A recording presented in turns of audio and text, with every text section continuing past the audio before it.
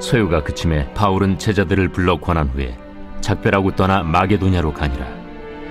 그 지방으로 다녀가며 여러 말로 제자들에게 권하고 헬라에 이르러 거기 석 달 동안 있다가 배 타고 수리아로 가고자 할 그때 유대인들이 자기를 해하려고 공모하므로 마게도냐를 거쳐 돌아가기로 작정하니 아시아까지 함께 가는 자는 베레아 사람 브로의 아들 소바도와 데살로니가 사람 아리스다구와 세군도와 더베 사람 가이오와 및 디모데와 아시아 사람 두기구와 드로비모라. 그들은 먼저 가서 드로아에서 우리를 기다리더라. 우리는 무교절 후에 빌립보에서 배로 떠나 닷새 만에 드로아에 있는 그들에게 가서 이레를 머무니라. 그 주간의 첫날에 우리가 떡을 때려 하여 모였더니 바울이 이튿날 떠나고자 하여 그들에게 강론할세 말을 밤중까지 계속하며 우리가 모인 윗다락에 등불을 많이 켰는데 유두구라 하는 청년이 창에 걸터 앉아 있다가 깊이 졸더니 바울이 강론하기를 더 오래 하며 졸음을 이기지 못하여 3층에서 떨어지거늘 일으켜 보니 죽었는지라. 바울이 내려가서 그 위에 엎드려 그 몸을 안고 말하되 떠들지 말라. 생명이 그에게 있다. 하고 올라가 떡을 떼어 먹고 오랫동안 곧 날이 새기까지 이야기하고 떠나니라. 사람들이 살아난 청년을 데리고 가서 적지 않게 위로를 받았더라. 여러분 반갑습니다. 오늘도 큐티로 여는 기막힌 하루입니다. 본 말씀 사도행전 20장 1절부터 12절의 말씀입니다. 오늘 큐티 본문 말씀에는 매우 흥미로운 사건 하나가 소개되어 있습니다. 그것은 한 청년이 죽었다가 다시 살아나게 된 사건입니다. 오늘 이 사건을 통해 하나님께서 우리들에게 무엇을 말씀하시는지 우리가 함께 듣기를 원합니다. 자, 바울의 3차 전도 여행은 계속되어지고 있습니다. 그 가운데 이번에는 드로아에 도착하게 되었습니다. 바울은 이 드로아에서 7일간 머물기로 작정하고 그곳에서도 여전한 방식으로 주의 복음을 열심히 증거합니다. 자, 그러던 중 바로 오늘의 사건이 발생하게 되는데요. 자, 7절은 그때가 그 주간의 첫날이었다라고 하고 있습니다. 자, 그 주간의 첫날은 안식일 후 첫날, 즉 오늘날의 주일에 해당합니다. 자, 떡을 때려 하여 모였다라고 하는 것은 사도행전 2장 42절의 표현처럼 초대교회의 성찬과 애찬을 겸한 예배를 의미했습니다. 그러니까 이미 바울 때부터 그리스도인들의 정기 예배는 유대인의 안식일인 토요일이 아니라 주님께서 부활하신 주일에 지켜지고 있었던 것입니다. 자, 그리고 또 이날은 바울이 드로아를 떠나기 전날, 그러니까 바울이 드로아에 머문 지 6일째 되던 날이었습니다. 바울은 비록 드로아에서 짧은 기간이었지만 그동안 자신으로부터 복음을 영접한 많은 형제자매들과 함께 마지막 주일 저녁 예배를 드리고 있었던 것이죠. 자, 그런데 오늘 말씀에 보면 그날 그들의 예배가 얼마나 뜨거웠는지를 짐작해 볼 수가 있습니다. 저 먼저 7절 말씀해 보니까 그날 저녁에 드려진 예배가 밤중까지 계속되었다라고 하고 있죠. 그런데 여기 이 밤중의 뜻은 자정을 의미합니다. 여러분, 그들이 얼마나 말씀을 사모했던지 저녁 식사 시간에 모인 드로아 사람들이 자정이 다 되어도 흩어지지 않고 계속해서 바울 곁에서 그 바울이 전하는 복음을 듣고 있었던 것입니다. 그리고 또한 다시 7절을 보면 바울이 그들에게 강론을 했다고 했죠. 여기 이 강론의 의미는 토의하다, 토론하다 라는 뜻을 가지고 있습니다. 그러니까 이들은 그저 가만히 앉아 수동적으로 설교를 듣는 것에만 머물러 있었던 것이 아니라 말씀을 듣다가 궁금한 것이 있으면 적극적으로 질문을 하고 또 바울은 대답을 하며 그렇게 열기가 뜨거운 마지막 예배의 시간을 보내고 있었던 것이죠. 자, 이렇게 모두가 다 함께 뜨거운 은혜의 밤을 보내고 있었던 바로 그 시각, 단 한 사람만큼은 좀 달랐습니다. 그가 바로 유두고입니다. 자, 이 청년인 유두고는 모두가 그렇게 뜨겁게 예배드리고 있는 그 시각에 무엇을 하고 있었습니까? 자, 8절에 보니까 드로아의 형제 자매들이 모인 그곳은 이 어느 가정집의 윗다락이었습니다. 성경은 그 다락방이 3층 높이였다고 기록하고 있죠. 아마도 꽤 높은 층고였을 것입니다. 그런데 9절에 유두고는 그 높은 다락의 창가에 위험하게 걸터 앉아 있었고, 그것도 모자라 깊이 졸음에 빠져 있었다는 것입니다. 여러분, 그러다 그는 3층 높이의 다락에서 추락하고 죽고 말았습니다. 여러분, 이 유두고의 모습은 그가 영적으로 여러 가지 문제가 있었던 것을 충분히 짐작하게 합니다. 우리가 이 유두고를 보면서 그에게 어떤 문제점을 발견할 수 있겠습니까? 먼저는 거리의 문제입니다. 다락에 모인 사람들은 바울의 설교를 잘 듣기 위해서 될 수 있는 한 바울과 가까운 곳에 옹기종기 모여 있었습니다. 그러나 유두고만큼은 그 무리와 떨어진 창가의 자리를 잡고 있었죠. 자, 여러분, 이게 왜 문제가 됩니까? 자, 심리학자 토니아 레이맨이 쓴 몸짓의 심리학이라는 책이 있습니다. 이 책에 보면 남녀가 서로에게 호감이 있는지를 굳이 말하지 않아도 몸의 신호로 아는 여러 가지 방법이 있다는 것입니다. 자, 특별히 그 책에서 그가 주장하기를 남녀가 서로에게 호감을 가질 때 가장 두드러지게 나타나는 몸의 특징은 거리를 밀착시킨다는 것입니다. 호감이 있는 상대에 대해서는 대화를 할 때 일단 몸을 상대방 가까이로 숙여지게 한다고 합니다. 그리고 그가 하는 말을 경청하고 적극적으로 반응한다는 것이죠. 자, 그러나 반대로 상대가 마음에 들지 않을 때는 호감 신호와 반대되는 행동을 하기 시작합니다. 상대방으로부터 몸은 뒤로 젖혀집니다. 그리고 상대방의 말에 집중하지 않고 눈을 마주치는 횟수와 시간도 줄어듭니다. 그리고 당연히 반응도 없는 것이죠. 자, 그런데 이것은 영적으로도 그대로 적용이 됩니다. 여러분, 어떤 사람이 영적 상태가 건강하고 은혜로 충만하면 일단 그들은 예배 시간에 할 수 있는 대로 예배의 앞자리에 앉고 싶어 합니다. 그리고 들리는 말씀을 경청하고 말씀을 듣는 내내 그 말씀을 손으로 써서 적든지 아니면 웃든지 울든지 살아있는 반응을 보이게 됩니다. 여러분, 오늘 본문의 이 드로아의 예배 현장만 봐도 이 법칙이 그대로 드러나지 않습니까?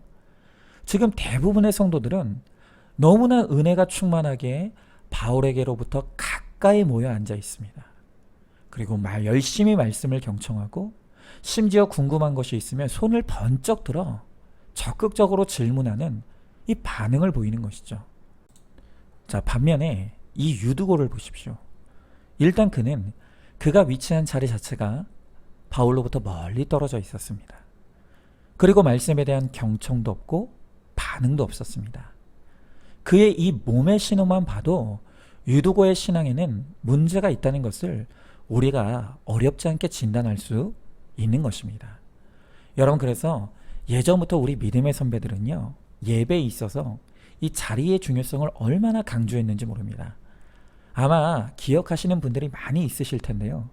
예전부터 예배당의 가장 앞자리는 일컬어서 금자리라고 했습니다. 그리고 중간 자리는요, 은자리라고 했습니다. 그리고 가장 맨 끝자리는 어떤 자리라고 했는지 아십니까? 동자리 아닙니다. 새벽부터 너무 죄송한데 동자리가 아니라 똥자리라고 했습니다.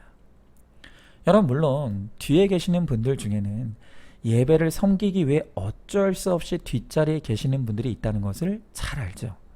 여러분, 그런 분들은 자리에 상관없이 은혜 받을 수 있는 믿음의 분량이 되시는 분들이라고 믿습니다. 어쨌든 그만큼 예배에 있어서 이 자리와 거리가 갖는 의미가 엄청나게 크다는 것을 의미하는 것입니다. 여러분, 우리가 지금 코로나로 인해 예배당에 모일 수 없는 바로 이때 역설적으로 우리가 절실하게 깨닫고 있는 것이 무엇입니까? 그것이 바로 거리의 중요성 아닙니까? 예배당에 모여 예배드리지 못하게 되니 성도들의 반응이 딱 두 가지로 나뉘어지고 있습니다. 한 부류의 성도들은 이 예배당으로부터 거리가 멀어지니 너무 고통스러워하는 것입니다. 예배당에 앉아 말씀에 집중하고 현장에서만 느낄 수 있는 은혜를 누리지 못하니 내 영이 너무너무 고통스럽고 힘들다고 호소하시는 분들이 너무 많습니다. 그래서 목사로서 너무 가슴이 아프고 너무 많은 고민을 하고 있습니다. 그런데 또 한 부류의 성도님들은 점점 이렇게 예배당과 멀어지는 것을 편안해 하시고 또 점점 그것을 익숙해 하시는 분들이 있다는 것입니다.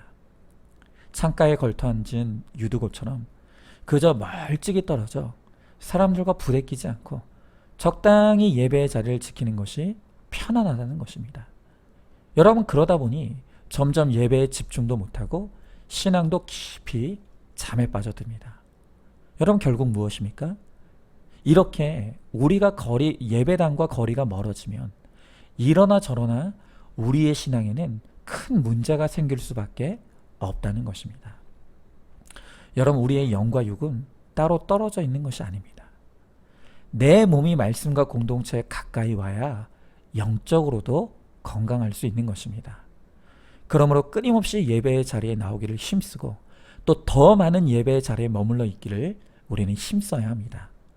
자, 그러나 유두고의 더 근본적인 문제는 이 거리의 문제를 넘어서서 마음의 문제에 있었다는 것입니다. 자, 여러분, 왜 유두고가 다른 사람들과는 달리 창가에 자리를 잡고 걸터 앉아 졸았겠습니까? 그것은 그의 마음에 이 복음에 대한 확신이 없었기 때문입니다. 그가 위치한 자리는 그의 마음의 중심이 하나님과 세상의 중간에 걸쳐져 있음을 상징적으로 드러내는 장소라고 생각합니다. 여러분, 그렇게 하나님과 세상의 중간에 애매하게 걸쳐 있는 유두고는 결국 떨어져 죽고 말았습니다. 여러분, 그러나 오늘 그가 떨어져 죽는 사건은 그의 거룩과 구원을 위해 반드시 있어야 될 사건이었습니다. 하나님께서 그를 밀어 떨어뜨릴 수밖에 없었던 것은 잠들어 있는 그의 영혼을 깨우시기 위해, 살아계신 주님의 부활의 능력을 체험시키기 위해 축복으로 주신 사건이었던 것입니다. 여러분, 이 사건을 통해 이 유두고가 어떻게 변하죠?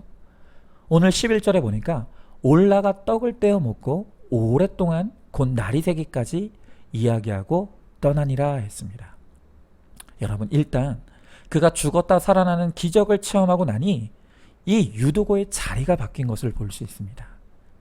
창가에 아슬아슬하게 걸터 앉아있던 그가 예배의 한가운데로 들어왔습니다. 그리고 공동체와 함께 교제하며 예배의 기쁨을 누리게 된 것입니다. 여러분, 어디 그뿐입니까? 12절의 말씀에 보니까 사람들이 살아난 청년을 데리고 가서 적지 않게 위로를 받았다고 합니다. 이 유두고가 죽었다 살아난 간증이 많은 사람들에게 놀라움이 되고 또 복음의 통로가 되는 약재료의 인생으로 거듭나게 된 것입니다. 여러분, 저는 이 유두고를 묵상하면서 이 청년이 너무 공감이 돼서 사실 개인적으로 많이 웃었습니다. 왜냐하면 과거에 제가 꼭 이 유두고처럼 구속사의 복음을 확신하지 못하고 팔복과 기복 사이에 걸터 앉아 있던 바로 그런 사람이었기 때문입니다. 제가 처음 우리들 교회를 통해 구속사의 말씀을 듣게 되었을 때는 얼마나 마음이 기쁘고 뜨거웠는지 모릅니다. 그런데 막상 그 큐티 사역과 구속사의 복음을 우리 교회와 제 목회에 적용하라고 하니까 너무 두렵고 무서웠습니다. 그래서 제가 선택한 일이 바로 걸터 앉는 것이었습니다. 솔직히 저는 맨날 구속사의 말씀만 전하며 성도들의 죄를 지적하고 드러냈다가는 교회가 쫄딱 망할 것 같았습니다. 그래서 제가 고민 끝에 선택한 방법은 한 주는 구속사의 설교를 했다가 그 다음 주는 기복적인 설교라는 이런 적당한 이 창가에 걸터 앉는 방법을 선택한 것입니다.